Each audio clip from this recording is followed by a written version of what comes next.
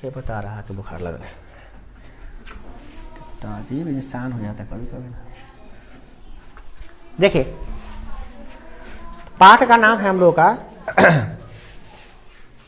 पाठ का नाम क्या है? ये कविता नंबर आपका 3 है ना। ये जो आप आइएगा कविता नंबर 3 पढ़ने, तो सबसे पहले आपको पढ़ना है लेखक कवि के बारे में। कवि क्या है? देखिए, अति सुधो स्नेह को मारा है, और इसका मोह असवाहिनी लव वर्ड से। इसका 2 पद है इसमें। पहला पद का नाम है अति सुधो स्नेह को मारा है, दूसरा क्या है? मोह असवाहिनी लव वर्ड से। तो पहला जो पद है उसमें पहले हम लोग कवि के बारे में जानेंगे, कवि क्या है, फिर कविता का सारांश जानेंगे, कविता का सारांश नहीं अर्थ जानेंगे, कविता का अर्थ क्या है। उसके बाद हम जानेंगे क्या कि भाई कविता में कौन कौन से प्रश्न है ना। चलिए, अति सुधो स्नेह को मारा है, इसके कवि कौन है? घनानंद जी। घनानंद, क्या नाम है? इनको प्रेम के पीर भी कहा जाता है। क्या कहता है? पहले इनके बारे में जानिए क्या है। तो रीति युगीन काव्य में घनानंद जी रीति मुक्ति काव्य के धारा के सिरमौर कवि है। तो सबसे पहला ऑब्जेक्टिव बनता है यह किस धारा के कवि है, तो याद रखिएगा रीति मुक्त, क्या? रीति मुक्त काव्य धारा के कवि है। या और ये भी याद रखिएगा रीति युगीन काव्य, क्या? ये रीति युग के कवि है। किस युग के कवि है? दूसरा क्या है? इनका जन्म कब हुआ था? तो 1689 ईस्वी में। अब उसी के आसपास इसका परफेक्ट डेट पता नहीं है। 1739 ईस्वी में वे नादिर शाह के सैनिकों के द्वारा मारे गए थे। नादिर शाह लुटेरा जो हमारे देश को लूटने आया था, नादिर शाह लुटेरा, नाम सुने होइएगा। क्या नाम उनका? नादिर शाह लुटेरा। तो जो देश को लूटने आए थे तो उसी के सिपाही के द्वारा इनको मारा गया था। मतलब उस सिपाही जो नादिर शाह के जो सिपाही थे इनका मतलब कत्ल कर दिए थे, ठीक है ना। अब क्यों किए थे ये भी बताएंगे। ये तत्कालीन मुगल बादशाह मोहम्मद शाह रंगीले के यहाँ मीर मुंशी का काम करते थे। ये मुख्य रूप से काम क्या करते थे? उस समय मुगल बादशाह थे, मुगल बादशाह मोहम्मद शाह रंगीले। कौन थे? उन्हीं के भवन में, उनके राज में ये क्या करते थे? मीर मुंशी, यानी यूं कह लीजिए मुंशी जो होते हैं ना, जो हिसाब किताब का खजाना होता है, खजाना का हिसाब किताब जो करते हैं, क्या कहते हैं उसको? मुंशी कहते हैं। तो आप सीधा समझिए कि वो मुंशी का काम क्या करते थे वहाँ पे। मतलब क्या कि उस समय कैशियर मेन उसका जो लेन देन करने वाला जो था ना, वही थे। पैसा कहाँ रखा है, कितना धन संपत्ति है, खजाना कितना है, ये उसी का काम करते थे उसमें। और साथ ही क्या थे? अच्छे गायक थे और एक अच्छे कवि भी थे। मीर मुंशी पेशा से थे, काम क्या करते थे? तो उनको गाने में बहुत अच्छा शौक था, गाते थे, और एक अच्छे कवि भी थे। ऐसा कहा जाता है, किंवदंती है, मतलब क्या? ऐसा कहा जाता है, ऐसा माना जाता है कि सुजान नामक नर्तकी को वो प्यार करते थे। मतलब उनके जो वो खुद नाचते थे, गाते थे, गाने और नाचने में बहुत शौकीन थे। और उसके जो प्रेमिका का नाम था, उसका नाम था क्या था? सुजान। क्या नाम था? सुजान। वो नर्तकी थी, डांसर थी। तो ये गायक थे और उनकी जो प्रेमिका थी वो नाचती थी, डांसर थी। बहुत अच्छा कॉम्बिनेशन है, वो गाने वाला है, वो नाचने वाला है। वो पार्टी बनी जाएगा आराम से, है ना। चलिए, तो वो इनका अब क्या ऐसा कहा जाता है, इसका कोई प्रमाण नहीं मिलता। क्यों नहीं मिलता प्रमाण? क्योंकि कोई बड़ा इसका लिखा हुआ ग्रंथ में लिखा हुआ है नहीं। इनका जन्म कब हुआ था, इनका भी डेट पूरा फिक्स नहीं है। देखिए जन्म भी कब हुआ, देखिए 1689। उस समय न तो आप कह लीजिए बुक का प्रिंटेड होता था, ना उस समय आपको कोई दस्तावेज मिलेगा, ना इंटरनेट की सुविधाएं थी उस समय कि अपलोड कर दिया जानकारी मिल जाएगा। जो भी जानकारी मिला है उसके बाद की जानकारी आपको मिलेगा, ये भी पहले वाला जानकारी मिलेगा ही नहीं आपको। 1689 मतलब समझ रहे हैं, 1600 समथिंग, आज से जोड़ लीजिए लगभग कितना साल पहले? 400 साल तो इधर हो गया, 425 साल पहले। 425 मैंने 400 साल मानी ना, 450 साल, 450 साल मानिए तय का हुआ वो। उस समय कुछ था ही नहीं आविष्कार, तो क्या कीजिएगा, उस समय कोई जानकारी नहीं मिलता है। तो ऐसा किंवदंती मतलब ऐसा कहा जाता है, माना जाता है, तो कोई प्रमाण नहीं है। अब कह रहे विराग होने पर ये वृंदावन चले गए थे। विराग मतलब होता है, आप लोग उसको क्या बोलते हैं, क्या बोलते हैं उसको? ब्रेकअप। आप लोग बोलते हैं ब्रेकअप, आप लोग नया बसा ना। ब्रेकअप हो गया इनका, किसके साथ? गर्लफ्रेंड के साथ इनका। तो इनके गर्लफ्रेंड के साथ ब्रेकअप हो गया, तो ये कहाँ रहने लगे? वृंदावन। वृंदावन समझते हैं कि नहीं? जहाँ श्री कृष्ण राधिका, जहाँ श्री कृष्ण जी अपने साथ मन श्री कृष्ण जी रहते थे, समझ लिये, श्री कृष्ण जी का जितना लीला हुआ था सब कहाँ हुआ था, वृंदावन में हुआ था। तो वृंदावन चले गए वो, और वैष्णव होकर काव्य रचना करने लगे, और वैष्णव हो गए। अक्सर जो जानते हैं कि जब ब्रेकअप वगैरह होता है तो अक्सर इंसाने बन जाता है, और अब के लिए सब कहता है कि ब्रेकअप होने में बर्बाद हो जाते हैं। बट इसको देखिए, ब्रेकअप होने के बाद में क्या एक नया जीवन ही हो गया इनका, एक काव्य। देखिए क्या देखिए, काव्य वैष्णव हो गए वो, मतलब ठोकर लगने के बाद बुद्धि बढ़ गया, वैष्णव हो गए। अब होगा तो क्या होता है, नशेड़ी हो गया, गजेड़ी हो गया, भंगेड़ी हो गया, है ना, जुएरी हो गया। अब नया ट्रेंड हो गया है। पहले था तो देखिए, पहले ब्रेकअप हो रहा था तो क्या होता था, काबिल इंसान बनता था लोग, काबिल। देखिए ये भी क्या बन गए, वैष्णव हो गए और काव्य की रचना करने लगे। सन 1939 में जब नादिर शाह लुटेरा आया विदेश से और दिल्ली पर आक्रमण किया, दिल्ली पर जब दिल्ली मेन होता, देखिए उस मुगल साम्राज्य का जो राजधानी था ना दिल्ली, मतलब ऐसे तो अलग अलग था पर उस समय दिल्ली था। तो दिल्ली पर जब आक्रमण किया तो उसने क्या, सिपाहियों को मथुरा और वृंदावन पर भी धावा बोल दिया।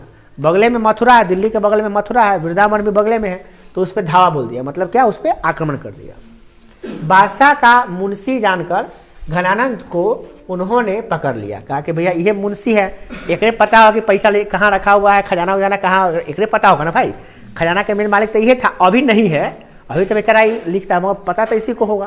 तो सिपाही सब पकड़ लिया इसको, हाँ पकड़ लिया। उससे पूछा क्या कि रज रज रज, मतलब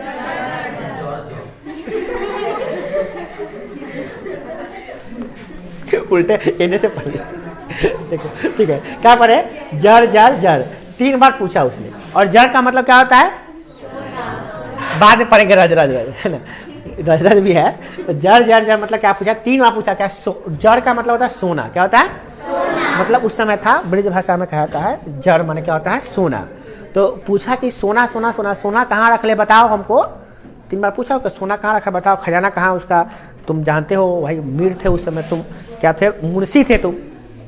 तो क्या क्या क्या क्या कहा, देखिए सुनिए तो हंसी लगे, क्या कहा, रज रज रज मतलब क्या, धूल धूल धूल, मतलब क्या, अरे सोना मिट्टी के समान होता है, क्या है चिंता पड़े हुए हो, ये सब फालतू की चीज़ है, दिखावा है। ये बेचारा अपना फिलोसफी झाड़ने लगे, है ना, टूटा हुआ दिल, बेचारा सोना मिट्टी में कोई फर्क नहीं बुझा रहा था इसको, है ना। सन्यासी बेचारा, सन्यासी आदमी का जीवन क्या होता है, सोना और मिट्टी में कोई फर्क ही नहीं है उसके लिए, वो बेचारा बोला। इस पर वो क्रोधित हो गया, सिपाही उनका क्या कर दिए, वादे कर दिए, सीधे सर धड़ से अलग कर दो, भाई हटाओ, या जिंदगी में कोई मतलब ही नहीं है, और इसको मारा गया बेचारा, समझ गया। परंतु अब घनानंद के बारे में थोड़ा समझिए क्या है वो, ये तो हो गया जीवन के बारे में समझिए, कैसे जन्म लिया कैसे मरे, है ना।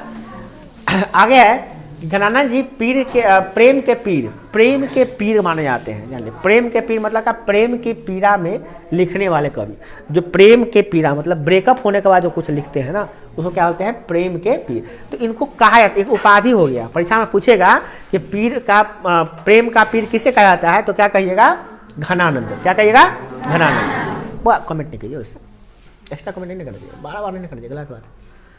उनकी उसे भटकेगा नहीं कीजिए। उनकी कविताओं में प्रेम की पीड़ा मिलती है, मतलब प्रेम का जो विरह होता है, दर्द होता है, उसको मिलता है, मस्ती वियोग सब कुछ उसके उनकी कविता में मिलेगा आपको। आचार्य शुक्ल के अनुसार, आचार्य रामचंद्र शुक्ल जो बताते हैं, क्या बताते हैं, प्रेम मार्ग का ऐसा प्रवीण और धीर पथिक तथा जबादानी का ऐसा दावा रखने वाला ब्रज भाषा का दूसरा कवि नहीं हुआ। मतलब कह रहे हैं क्या, रामचंद्र शुक्ल जो कहते थे इनके बारे में कि ऐसे कवि, ब्रज भाषा में लिखने वाले कवि आज तक कोई नहीं हुआ है। इतने अच्छे कविताएं लिखते थे, बहुत ही सुंदर कविताएं लिखते थे, कविता का लिखने में बहुत ही मतलब महारत हासिल था इनको। ये ब्रज भाषा में बहुत अच्छा लिखा करते थे, है ना। ये परीक्षा में यही पूछेगा किस भाषा में लिखते थे, तो ब्रज भाषा।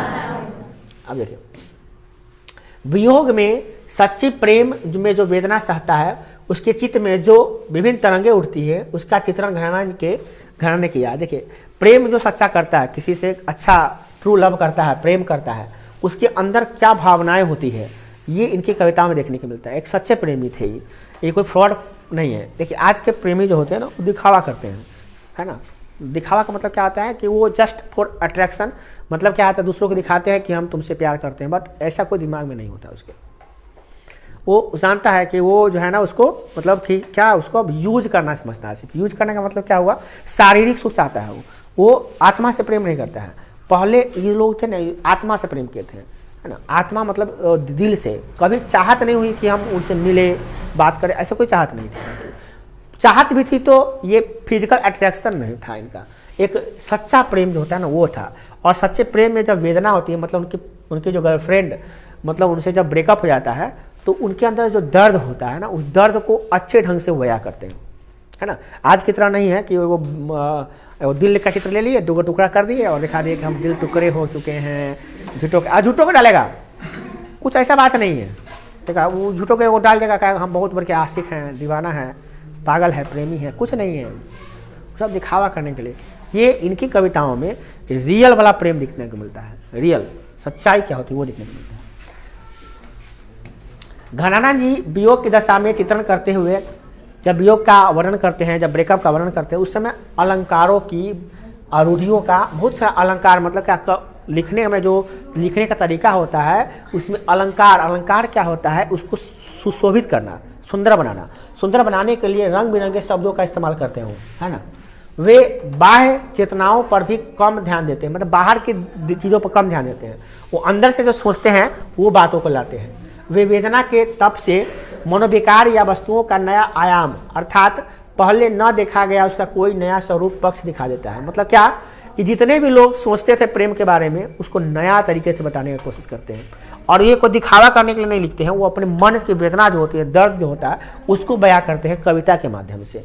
कविता ये लिख के माध्यम, अभी जो कविता पढ़ने जा रहे हैं उसी का एक भाग है।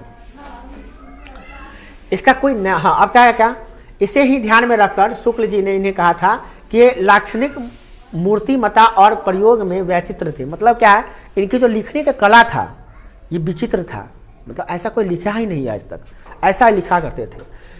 कहते थे कि 250 वर्ष बाद छायावाद में प्रकट हुआ, कहा कि ऐसे पहले कभी नहीं हुआ था। ऐसा पहले मतलब 250 वर्ष बाद ऐसा छायावाद में कोई कवि आया है, रीतियोग का कवि, जो इतने अच्छे प्रेम के बारे में लिखते हैं। ऐसे पहले एक और हुआ करते थे, बट इसमें बहुत सालों के बाद, मतलब 250 साल बाद ऐसा कवि धरती पे प्रकट हुए हैं। ऐसा कवि थे, महान कवि थे। घराना जी भाषा जो थे ना वो काफ़ी शुद्ध था और ब्रज भाषा में लिखा करते थे। ब्रज भाषा मतलब जो वृंदावन में बोली जाती है ब्रज भाषा, वो भाषा को में लिखा करते थे वो, है ना। इनके जो सवैया हैं, सवैया धनारक्षी अत्यंत प्रसिद्ध है। इनको सवैया, कविता में कई तरह की कविताएं होती हैं, सवैया भी होती हैं। तो सवैया लिखते थे, सवैया मतलब क्या, कविता लिखने का पैटर्न हुआ वो, ठीक है ना। तो वो काफ़ी प्रसिद्ध है। घनाना की जो प्रमुख ग्रंथ हैं वो कौन कौन ग्रंथ है याद कर लीजिएगा। सबसे पहला ऑब्जेक्टिव जो बना है, सबसे इंपॉर्टेंट, कि वो कैसे कवि थे, तो ये याद रखिएगा आप। इन्हें क्या कहा जाता है, तो सबसे पहला पॉइंट आप रखिएगा क्या, प्रेम के पीर। पहला पॉइंट क्या याद रखना है, घनाना जी कैसे कवि थे, इनको किसके सिपाही मार दिए थे, नादिर शाह लुटेरा के सिपाही मार दिए थे, ठीक है ना। उसके बाद आपको याद रखना है क्या कि कौन भाषा में लिखा करते थे, ये मेन पॉइंट है इसका।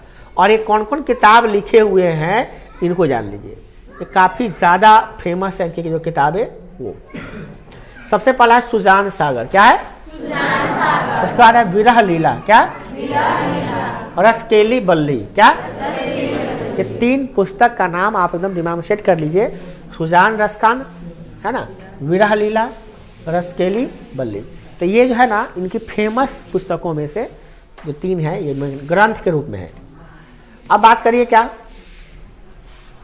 इससे ज़्यादा दिमाग नहीं लगाइए इसमें।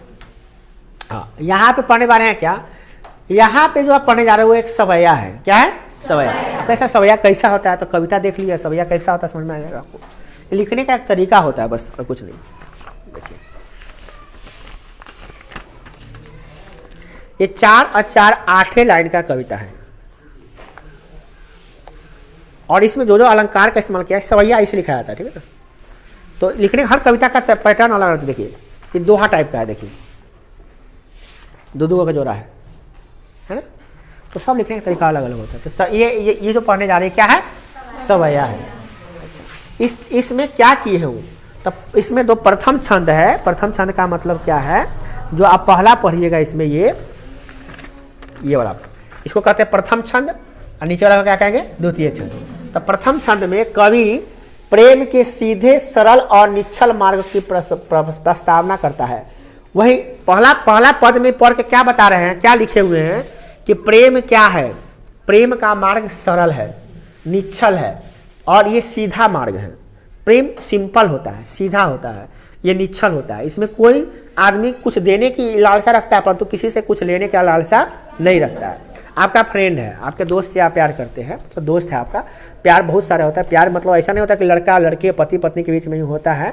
प्यार जो होता है ना किसी से भी हो सकता है, माता पिता से भी प्रेम होता है, भाई बहन का भी प्यार होता है, स्टूडेंट शिक्षक का भी प्यार होता है, हर एक इंसान का अपने जानवर से भी प्यार होता है ना, पक्षी से भी प्यार हो सकता है, प्यार किसी से भी हो सकता है। तो प्यार जो होता है सरल है। जैसे आपको मित्र से प्रेम है तो आप मित्र को कुछ देते हैं, जैसे कुछ दिए तो आप फिर लेने की इच्छा नहीं रखते हैं, निश्चल है, कभी छल नहीं करते उससे, सरल है, सिंपल है, जो दिखते हैं वही है उसके सामने, वही प्रेम है। प्रेम का मार्ग सीधा होता है, टेढ़ टार मतलब नहीं होता है, ज़्यादा उसमें छल कपट जब हो जाता है ना तो प्रेम नहीं होता है। जिस रास्ते में छल कपट है, जिस रिश्तों में छल कपट है वो प्रेम नहीं है। प्रेम सीधा होता है, सिंपल होता है, निश्चल होता है, इसमें किसी से छलने की कोई आवश्यकता नहीं है, तब प्रेम है।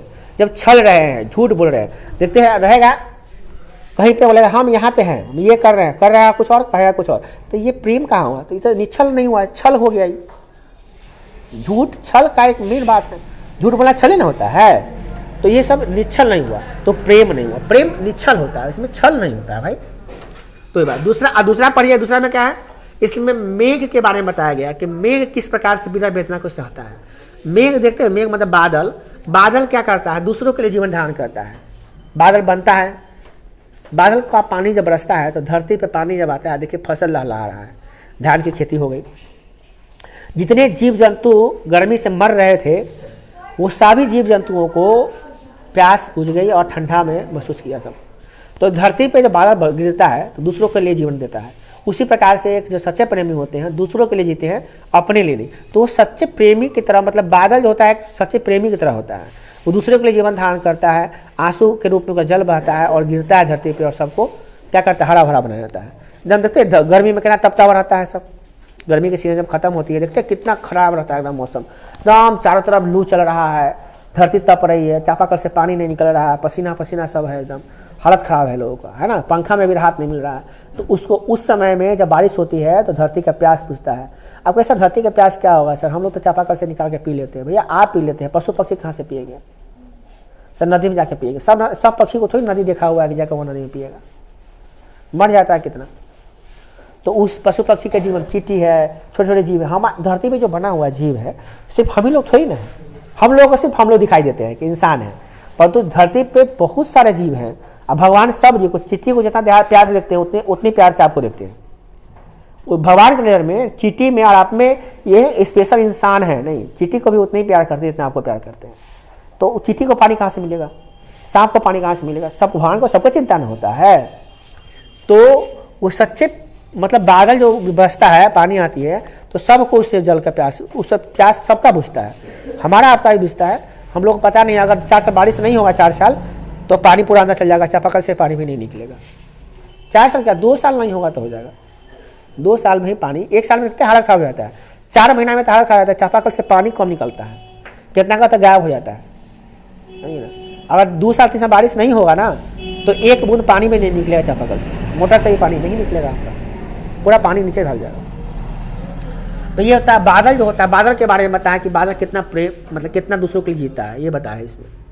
कविता का अर्थ बताइए दिए, कविता का अर्थ इसी में है। अब आपको कविता पढ़ के इसका अर्थ बताते हैं क्या है कविता का अर्थ। देखिए करा क्या, अति सुधो स्नेह को मार्ग है, जहां नेकू सयाना बाक नाही, तहां साचे चले ताजी। अब आपका ये भाषा समझ में नहीं आया क्योंकि ब्रज भाषा है, ब्रज भाषा हम लोग को समझ, हमको खुद समझ में नहीं आता, हम तो पढ़ाने के लिए पढ़े हुए हैं तो बता रहे हैं आपको, है ना। हमको ब्रज भाषा तो ही ना आता, हम तो हिंदी जानते हैं, भोजपुरी जानते हैं, इंग्लिश जानते हैं, इसके अलावा कोई भाषा जानते नहीं है। भोजपुरी, हिंदी और इंग्लिश 3 भाषा हमको आती है, और 2 भाषा तो आपको आती ही होगी, भोजपुरी और हिंदी, इंग्लिश सीखना पड़ता है आपको, है ना।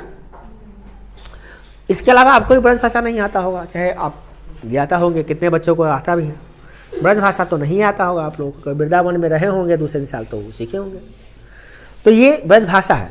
क्या लिखा, कहाँ साँचे चले ताजी, आप नपे झुझके कपाटी ते निशाक नहीं। इसका मतलब क्या होता है, इसको समझिए। अति सुधो स्नेह को मार्ग है। प्यार का जो मार्ग है, प्रेम का जो मार्ग है, सीधा है। इसमें कोई आँच नहीं है, कोई दिखावा नहीं है। घनानंद प्यारे सुजान सो सुनोए, यहाँ सब तय दूसरे आंक नहीं। घनानंद कहते हैं कि मेरे दिल में जो प्यार है वो सुजान के लिए है, तो सुजान के अलावा कोई दूसरा यहाँ पे नहीं आ सकता। आज क्या होता है, नंबर लगा हुआ है, एक जाएगा दूसरा है ना भाई, वेटिंग में है वो सब, तीसरा है, चौथा है, पांचवा है, तो वेटिंग में पड़ा हुआ है। और जो जा रहा है उसका भी कोई ठीक नहीं है, उसका भी कितनों से कनेक्शन है। तो ऐसी स्थिति में वो प्यार कहाँ से हुआ? प्यार जो होता है ना वो एक ही से होता है, किसी एक से। तो अब इनके दिल में क्या है कि प्यार। दूसरा देखिए कह रहे क्या, घनानन प्यारे सुजान सुनो, यहाँ तक तो दूसरे आंक नहीं। तुम कौद धो पाठी पढ़े हो, कहो मन लेहू पर देहू छटाक नहीं। अरे तुम कितने पढ़े लिखे हो, कितने विद्वान बन जाओ, प्यार की भाषा एक ही होती है, प्यार की चीज़ एक ही होती है कि प्यार में देना होता है, लेने की कुछ इच्छा नहीं होती है, तब प्यार है। यहाँ पे प्रेम जो होता है अगर कुछ दे रहा है ना तो उसके बदले में कुछ चाहता भी है, तो वो प्यार नहीं है। बदले में जब चाहत कोई आ जाता है, जैसे आप दोस्त को कुछ दिए, आप आज कुछ दिए, आप भी सोच रहे हैं, जैसे आज आप उसको बैठा के चले पार्टी दी, आज सप्तमी को आप पार्टी दिए और कर आठवीं के तू दी है, तो ये प्रेम थोड़ी ना हुआ, तो बिजनेस हो गया, डील हो गया। आज तुम पार्टी कर, कल हम पार्टी करेंगे, समझ रहे ना, ये बिजनेस हो गया। प्रेम नहीं, प्रेम का मतलब होता है कि आप उसको कुछ खरीद के दिए, खा लिया, फिर आप नहीं चाहते कि हमको खरीद के दे, चाहते नहीं है, अगर देगा तो आप लीजिएगा क्योंकि उसका प्रेम स्वीकार करना है, बट आप चाहते नहीं हैं, तब प्रेम है। इसमें कह रहा है क्या कि मन लेहू पर देहू छटाक नहीं। मन तो ले गया, कौन ले गई? उसके प्रेम का ले गई, परंतु उससे हमको कुछ चाहत नहीं है, कुछ हम मांगते नहीं है। मन क्यों ले गई? क्योंकि आप जिससे प्रेम करेगा मन तो उसी के पास होगा ना। जिस चीज़ को चाहत होगी आपको मन में, आपका कितनों सहीबा यहाँ रख लीजिएगा, मनमा तो वहीं होगा। मन कहाँ जाता है किसी का भी? जैसे यहाँ बैठे हुए जितने प्राणी हैं, सबका मन यहीं पे है क्या? सबका मन अगर यहीं पे हो जाएगा ना पढ़ाई का, तो 100% नंबर आएगा, 100 में 100, कभी नहीं आएगा, किसी का नहीं आएगा। जब 100% मन लगेगा ना तो 100% रिजल्ट भी आएगा। मन कहीं बेचैन की तरह घूमेगा तो वही नंबर कम जाता है किसी का भी। किसी भी काम को मन से पूरा कीजिएगा ना, उसमें 100% रिजल्ट मिलेगा। कोई भी काम कीजिए आप। तो यहाँ पे कह रहे हैं क्या कि मन तो ले गया जहाँ पे लगा था, बट हम उसको इच्छा नहीं करते, कुछ हमको चाहिए। ये नेक्स्ट क्या है, मोह असवाहिनी लौ बढ़ से।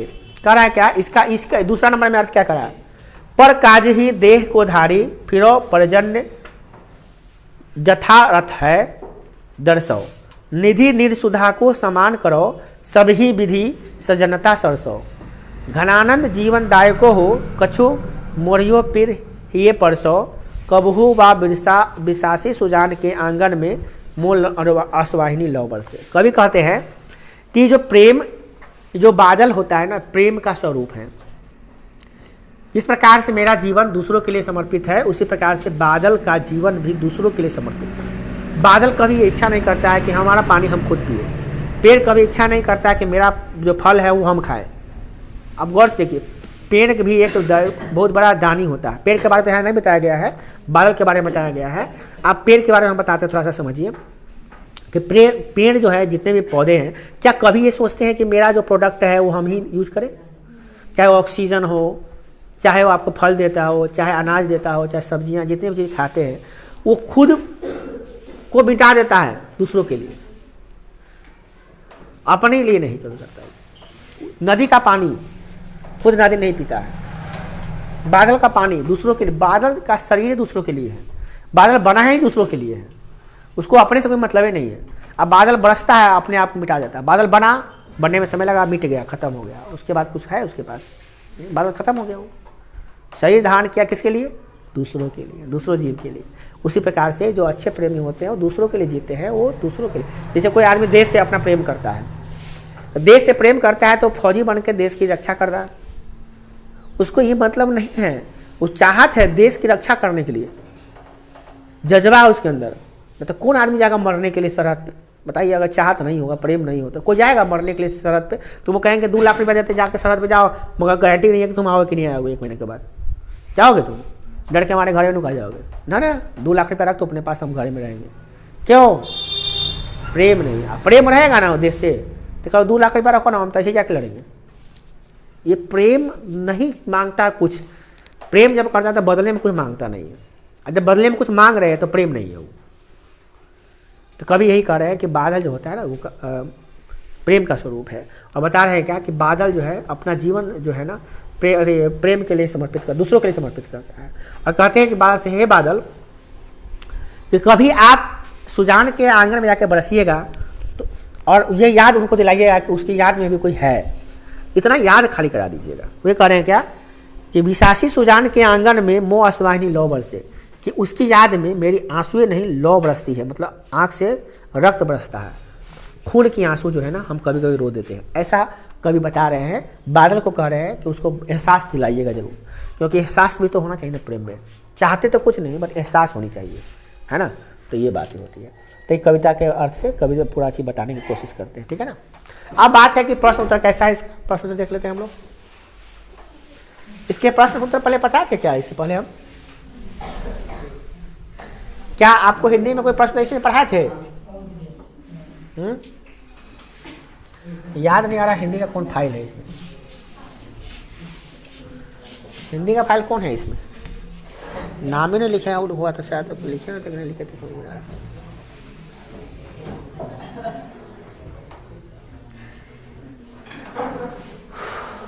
इसका प्रश्न उत्तर का वाला फाइल बनाया था जो नोट्स में था ना आपका, जो नोट्स में है वही प्रश्न उत्तर है इसका। जो 10th का नोट्स है ना वही ये 10th हिंदी।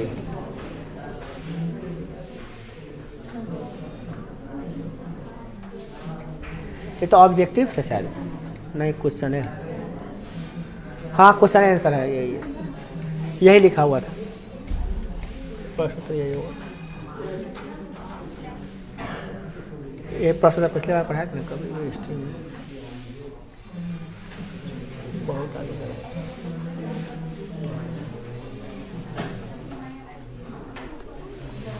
इसके पहले हुआ, ठीक है। इसमें प्रश्न तक कौन कौन सा रहेगा उसको देख लीजिए, ठीक है ना?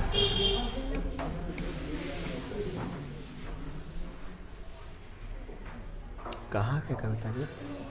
स्वदेशी से पहले, इससे पहले वाला।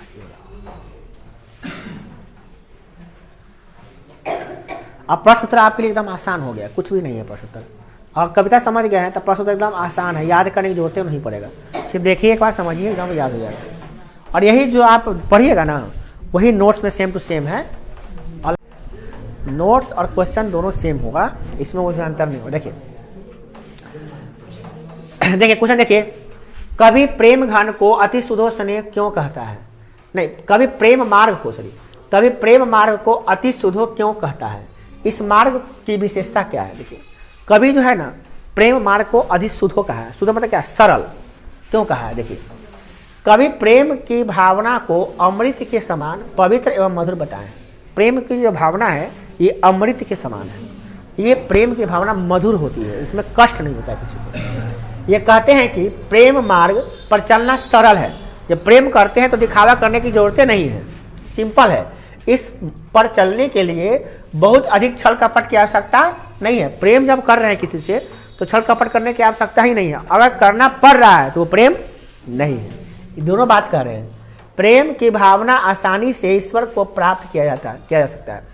प्रेम की भावना वही भावना है जिससे आप भगवान को भी प्राप्त कर सकते हैं।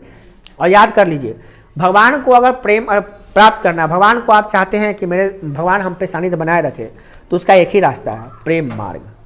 प्रेम से बढ़िया भगवान का कोई चढ़ावा नहीं है। मतलब भगवान के प्रति आप समर्पित है, भगवान को सच्चे दिल से चाह रहे हैं, तो इससे बड़ा कोई पूजा है ही नहीं। तो प्रेम वह मार्ग है जिससे ईश्वर को प्राप्त किया जा सकता है, क्योंकि ये सिंपल और सरल है। इसमें दिखावा करने की आवश्यकता नहीं है। जहां दिखावा कर रहे हैं वहां प्रेम है ही नहीं है, वहां भक्ति है ही नहीं।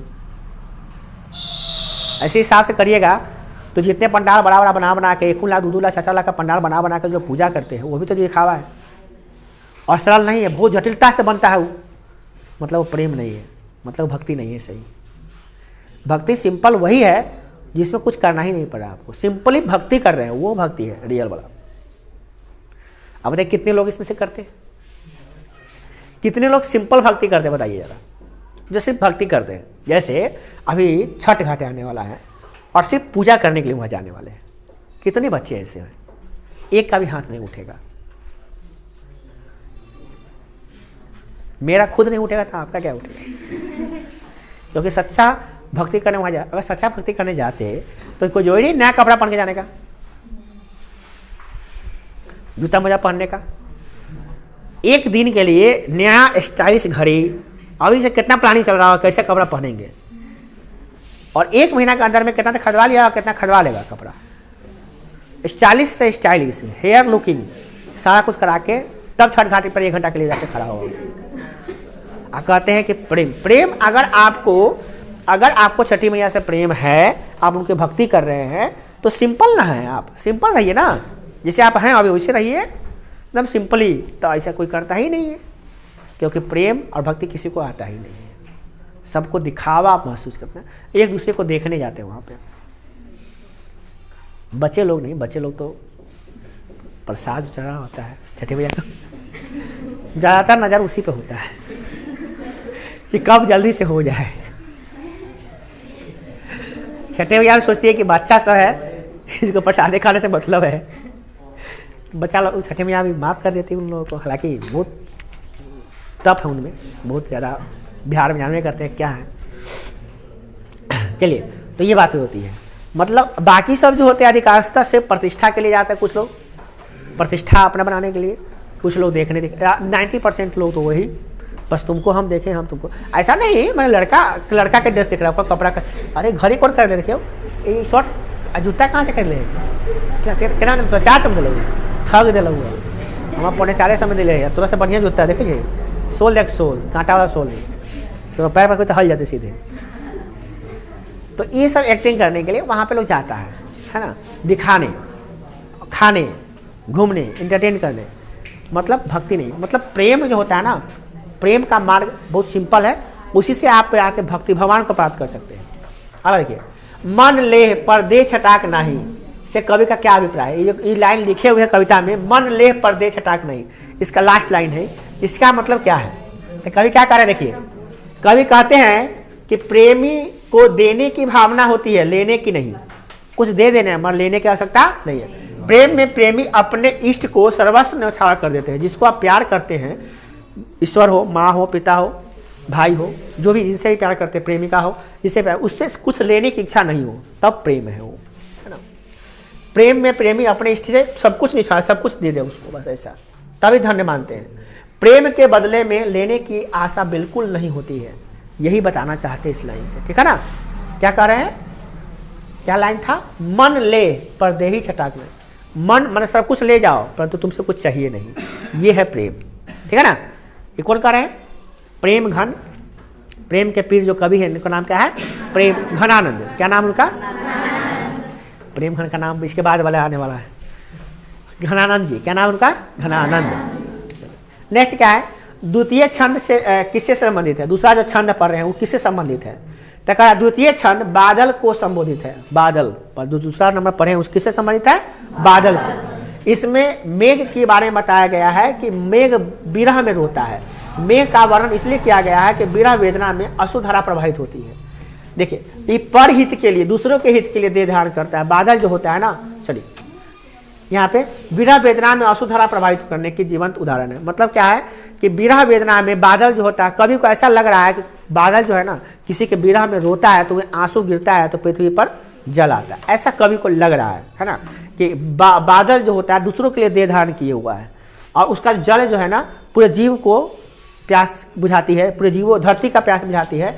तो कहीं ना कहीं उनके जो आंसू है वो जीवंत उदाहरण है इस चीज़ का कि धरती पे किस प्रकार से जीव जो है किसी के प्रेम में रोता है, बिलखता है, ऐसा वो बता रहे हैं, ऐसा उनको लग रहा है, ठीक है ना। इसे कोई विशिष्ट आप रियल में साइंस वाला कोई लॉजिक नहीं सोचिएगा, साइंस वाला लॉजिक अलग है, बादल कैसे बनता है, क्यों बरसता है, उसका साइंटिफिक रीजन है, वो एक अलग बात है। ये प्रेम की भावना है, ये मतलब ये आप जो पढ़ रहे दिमाग से नहीं पढ़िए, दिल से पढ़ा जाता है। लिटरेचर पढ़ा जाता है ना, साहित्य दिल से पढ़ा जाता है, साइंस को दिमाग से पढ़ा जाता है, अभी साइंस पढ़े हैं वो दिमाग लगाइए उसमें, दिल मत लगाइए उसमें, इसमें दिल लगाइए, दिमाग मत लगाइए। उल्टा होता है हिंदी संस्कृत इंग्लिश, इसे दिल से पढ़ने वाला चीज़ होता है, दिमाग से नहीं। दिमाग लगाने की जरूरत ही नहीं ज़्यादा इसमें, दिल लगाइए, समझ जाइए, दिल में मन में भावना आ गया, सब कुछ नहीं याद हो जाएगा आपको। नेक्स्ट, परहित के लिए देह धारण कौन करता है? दूसरों के हित के लिए कौन देह धारण करता है? तो परहित के लिए बादल देह धारण करता है।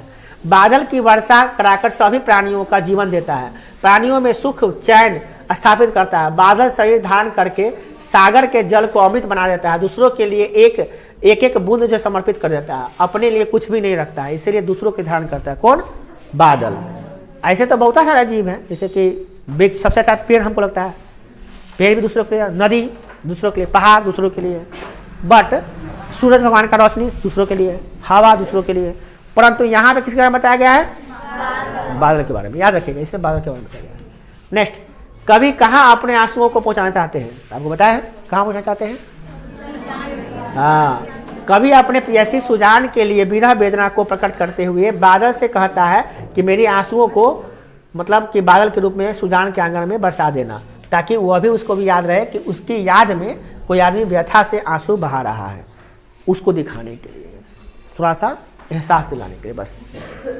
नेक्स्ट, यहाँ एक दे दूसरे आंख नहीं, ये लाइन का अर्थ क्या होता है? तो लिखिएगा, प्रस्तुत पंक्ति हमारे पाठ्य पुस्तक गोधूली भाग 2 में संकलित क्या नाम है इसका? ना कविता का नाम ना बोलिए, अति सुधो स्नेह को मार्ग है, कविता से ली गई है। इसके जो कवि हैं वो घनानंद जी हैं। घनानंद जी इस पंक्ति के माध्यम से बताते हैं कि उनके दिल में सिर्फ एक ही प्रेयसी है, उनकी प्रेमिका है, और दूसरा उसके दिल में नहीं है। करा क्या कि पाठ का, हाँ, इसके माध्यम से कभी प्रेमी के प्रेयसी का एकाकार करते हुए कहते हैं कि प्रेम में दो की पहचान अलग अलग नहीं होती, बल्कि दोनों मिलकर एक हो जाते हैं। मतलब शरीर दो होते हैं परंतु मन से क्या होते हैं? एक होते हैं। देख ना, दिल एक हो जाता है दोनों का, तब प्रेम होता है ना। नेक्स्ट, कछुए मोरिए पीर हिए परसों, इसका मतलब क्या होता है? इसका अर्थ क्या करें? तो वही लाइन लिखिएगा कि कहाँ से ली गई प्रस्तुत पंक्ति हमारे पाठ्य पुस्तक गोधूली भाग 2 में संकलित प्रेम के क्या बोलते हैं इसको, अति सुधो स्नेह को मार्ग है, जो मोह अश्वाहिनी लोवर से पाठ से ली गई है। और इसके कवि जो है घनानंद जी हैं, और इस पंक्ति के माध्यम से घनानंद जी यह बताते हैं कि क्या बताते हैं, यहाँ से लिखिए, मेरे हृदय में पीड़ा को भी कभी स्पर्श किया जाए और मेरे विरह वेदना को भी प्रकट करने वाली आंसुओं को अपने माध्यम से मेरे प्रेयसी सुजान के आंगन में बरसा दीजिए। कि मेरे जो हृदय में पीड़ा है उसको कहाँ बरसा दीजिए? सुजान के आंगन में बरसा दीजिए। जैसे आप बादल बरसते हैं तो मेरे आंसू के रूप में बरस जाइए उसके बाद, ठीक है। इस तरह से वो अपने प्यार को प्रकट करते हैं। कभी ऐसा थोड़ी ना होगा कि आंसू बादल बनेगा, जाएगा, बरसेगा। अरे ऐसा लॉजिकली मत सोचिए, ऐसा सोचिए, है ना। ये तो गाना भी निकला है, क्या रे, कौन वाला गाना है भोजपुरी में? हाँ, वो गाना है ना, जा रे चंदा, कुछ है ना गाना, है ना कोई गाना? कुछ याद है? थोड़ा सा लाइन वो याद नहीं आ रहा। किसको याद है? लड़का हाँ, जा रे चंदा ले आवा खबरिया। चांद जाएगा, प्रियतमा को देखेगा, उसका गर्लफ्रेंड को खबर लेकर आएगा। व्हाट्सएप है का?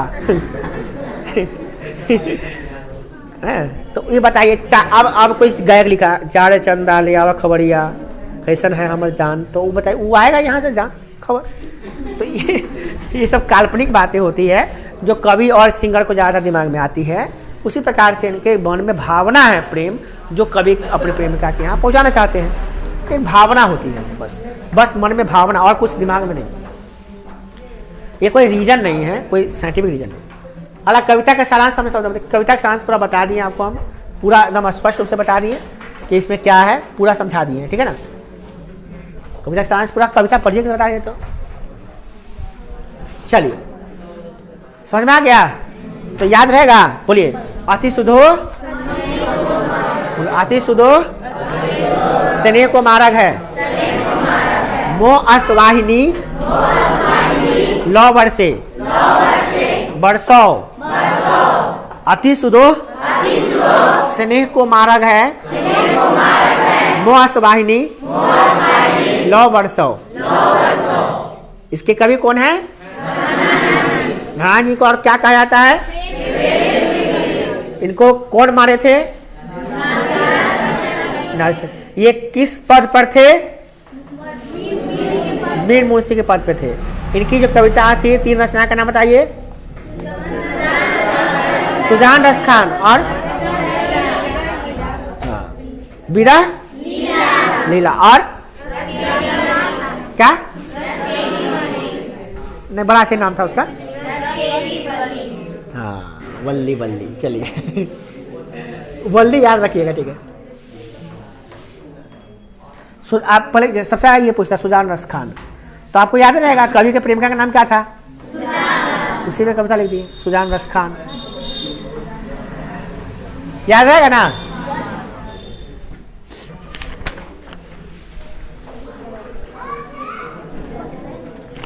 चलते हैं आगे। अगले कवि यही है। अगला पाठ का नाम है स्वदेशी। क्या नाम है? कवि का नाम क्या है? हाँ, बद्री नारायण चौधरी। क्या नाम है? क्या? उपाध्याय। बद्री नारायण चौधरी का नाम क्या है? माने ये स्कूल का नाम है, घर का नाम है, द्रूही का नाम है। बद्री नारायण चौधरी प्रेम घन शॉर्ट में कहते हैं ना भाई। अब देखिए प्रेम घन, शॉर्ट में हम लोग प्रेम घन ही कहेंगे। बद्री नारायण चौधरी लंबा लगता है, बद्री नारायण चौधरी प्लस उपाध्याय। देखिए शॉर्ट में हम लोग पढ़ लेते हैं क्या है।